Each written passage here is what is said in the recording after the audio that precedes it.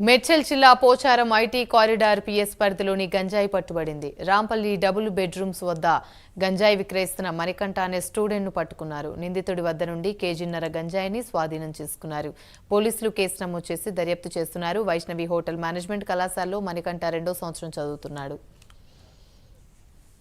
CP Rachakonda మరియు మా DCP Malkajgiri officer మరియు ఏసీపీ మల్కజ్గిరి గారి ఉత్తర్వుల మేరకు ఆదేశాల మేరకు పోచారం పోలీస్ స్టేషన్ పరిధిలోని అన్ని పాన్ షాప్లను తనిఖీ చేయడం జరిగింది.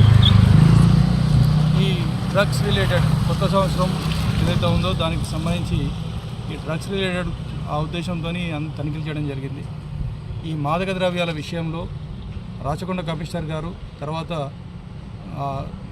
మొత్తం సిబ్బంది అందరం కూడా ఈ న్యూ ఇయర్ అందరూ కూడా ఎటువంటి మత్తు పదార్థాలు లేకుండా స్వేచ్ఛగా కొత్త సంవత్సరాన్ని ఆహ్వానించాలని చెప్పేసి మా సారు చెప్పడం జరిగింది.